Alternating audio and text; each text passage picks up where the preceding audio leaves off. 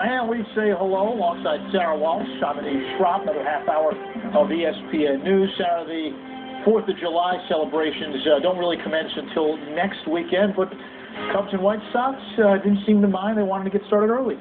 Yes, they did have a little bit of an explosion of the Cubs and White Sox teams. You know, meltdowns on the mound, that happens every day. Meltdowns in the dugout, that's another story. That's what team you are. Exactly. Cubs and White Sox. Carlos Zambrano on the mound. He came into this with a 5.1 ERA. It would get worse. Juan Pierre, leadoff man, doubling down the right field line. 2 batters later, Alex Rios doubles to left. Pierre scores. White Sox go up 1-0. Same inning, 1 out. Carlos Quentin at bat. Runners on the corners, doesn't matter where they are, they're all coming home. A 3-run shot to left. 12th home run of the season. White Sox got 4-0. After the inning, Zambrano, here we go, has a meltdown in the dugout. Derek Lee comes over and has some words with Zambrano. They would have to be separated.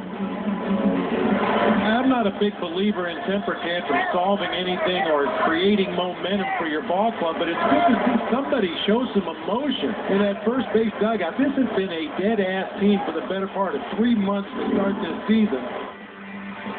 Zambrano. Big on subtlety. Yes, real big. Zambrano would lead the game after 1 inning. Meanwhile, on the other side of things, Big Stevie was dealing. Ramirez swinging. Alfonso Soriano here goes down looking. Top of the 4th, Stevie still working. K's Lee. Another K for Ramirez. He went 7 innings, gave up zippy runs, 9 Ks. Sox win 6-0. We will start with the positive. The White Sox 10-game win streak. That is their longest since 1976. Of course, this story revolves around the guy who left after the first, Carlos Zambrano. He's now 3-6 after his little blow-up today. His ERA now 5.66. Batters are hitting .294 against him. Afterwards, Lou Piniella talks about the meltdown. It was unacceptable behavior is what it was. He was upset that some of our players didn't dive for those balls. Let me tell you, a few of those balls were hit really hard. One was in the seats with 2 strikes. Regardless, you know, he was ranting and raving and he was out of control. I've had a conversation with our general manager. We'll see what we do, but well, we just couldn't tolerate that. We just told him to go back in, and even though our bullpen was really short, because we played 13 innings yesterday, but these guys in the bullpen sucked it up. They did a nice job. That's something that can't be tolerated. Can you lose this baseball organization? You know, that's not my decision. I mean, he came in after he got the 3rd out, and he started yelling and screaming, and I mean, it was embarrassing. Was he just mad at Derek on the first one, or was he mad at Ramos on the one also? I'm not exactly sure, but look, as far as Derek is concerned, first of all, we were pinching. Pierre bunts the ball, and he brings the ball with him, so the ball by Ramirez, the ball was hit really hard. The ball by Fontenot was hit hard, and the ball in the seats couldn't have been caught. So there's no excuse for this, none at all, no excuse whatsoever. You think it was a little distraction? I mean, you got 3 hits, the team... Well, look, that's a different matter. That's a different matter. Peavy threw the ball well, and we haven't been pounding the ball as of late. But forget that. That had nothing to do with the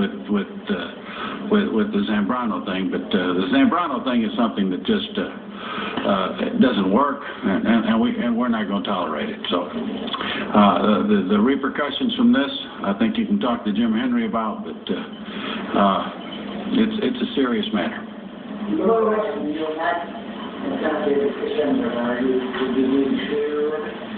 I'm going to talk to Jim about it. I already have, but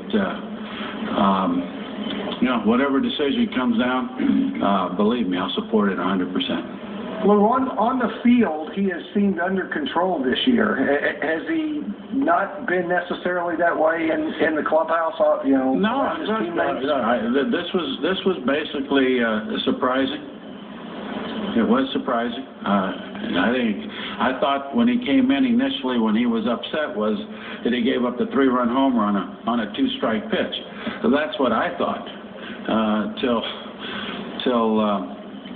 he got further into his tirade. But it surprised me because basically he's been a lot more under control. In the past, when he's had outbursts, he's been contrite, he's been apologetic after the fact. Is there anything he could say or do now that would change your mind? Look, like I said, I'm the manager of the team. Jim Henry is going to make whatever decision that comes from this, but at the same time, I'm going to support it 100%. I know one thing, that he's going to have to apologize to his teammates. That is for darn sure. He's going to have to apologize to his teammates. There's no need for and that's the least. That's the least.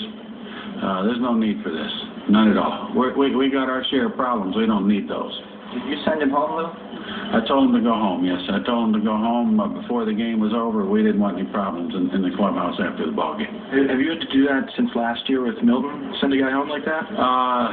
Boy, every time we come here.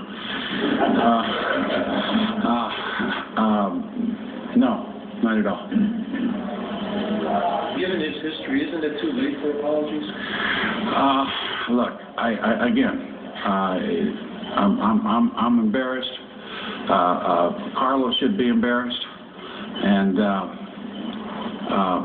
we'll see exactly what comes out of this. But there's no question he's got to control his emotions better than that. He's a grown guy, and there's no need for it. And like I said, I know darn well it's not going to be tolerated. What's surprising in all this is Lou Piniella remarkably calm through all this. He didn't lose it. No, it's shocking to see, but this is a manager, obviously, a couple games ago, he said he doesn't know what else he can do to help this team, and this certainly is the last thing he wanted. With Zambrano, too, it's been one of those seasons. They put him in the bullpen, he was in the rotation, back in the rotation now. And he's going to be out for a little bit, I have a feeling.